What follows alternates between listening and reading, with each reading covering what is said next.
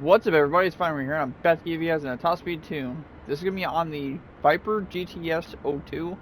Currently, to my knowledge, this is the fastest of the 3 Vipers that are in the game.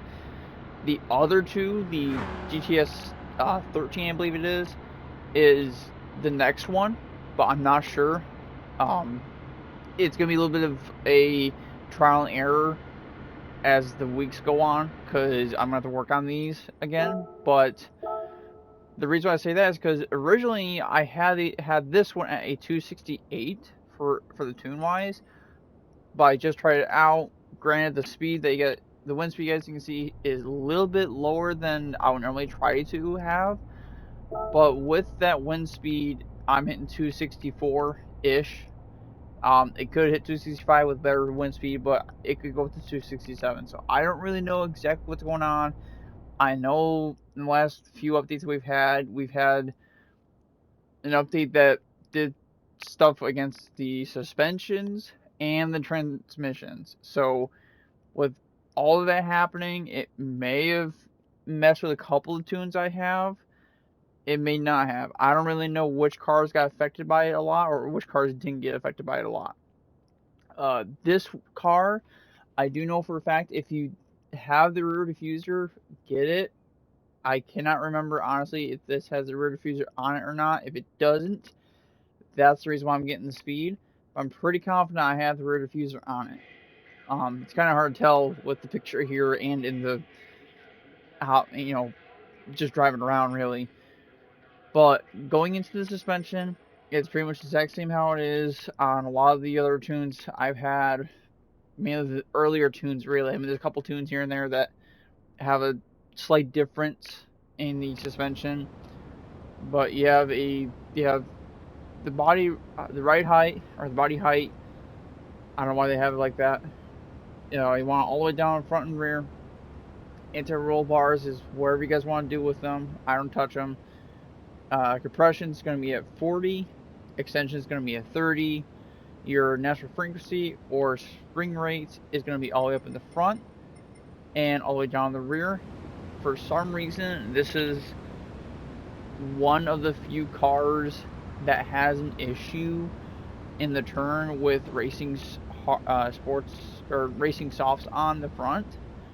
Hence the reason why I have the natural frequency up all the way in the front and have sports tires on it. I was unable to buy sports soft for it because I didn't feel like I needed to, because it automatically came with sports hards, so I was okay with it.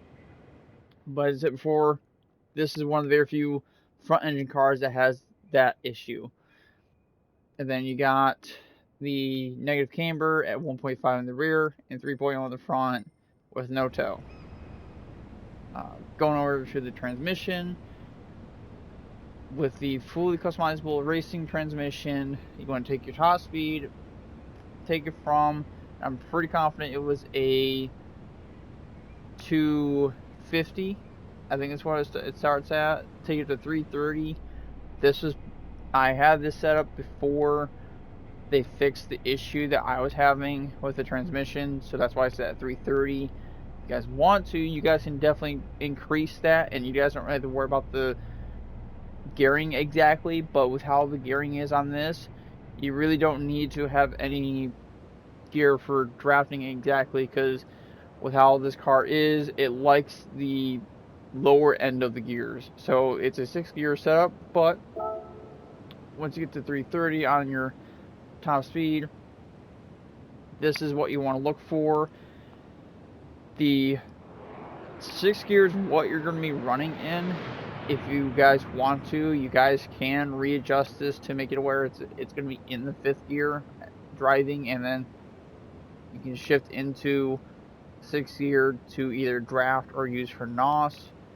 But in my mind, it'll work both ways, because you won't be redlining at all in 6th gear if you're running NOS and drafting. I highly doubt you guys would. If you do, all the other guys have to do is readjust the 6th gear and lengthen it just a little bit, I'd imagine, but it shouldn't be too bad.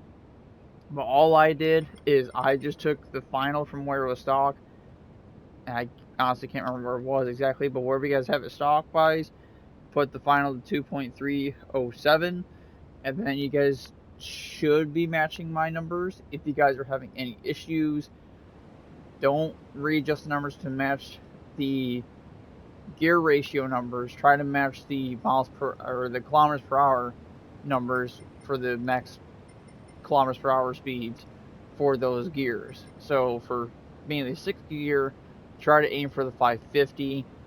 Fifth gear, I said if you guys want to, you guys can readjust fifth gear to make it where you can run a 5-gear setup instead of what I have for a 6-gear setup. But there will probably be an update video later down the road for this and maybe the other Vipers. I should be able to have time to be able to work on the other Vipers before I post the next video for the tune on the GTS 13. But further, without prolonging, I'm gonna go out to the track and show you guys where it hits it and show you guys how it handles. It handles pretty good in my mind. It's got good acceleration. In my mind, I like the way it sounds. I mean, this and the SRT Coupe. I can't remember if it's SRT 10 or if it's SRT Coupe. I can't remember exactly, but the Viper Coupe, the 2006 version, that one sadly cannot hit the speed that this one can hit. The other one, on the other hand, the other GTS can hit 260, I believe it is. I can't remember exactly, and I could be completely wrong, because as before, with the update that changed how the transmissions were and the suspensions, this is what I'm getting right now. As before, I cannot see clearly exactly if I have the diffuser on the car.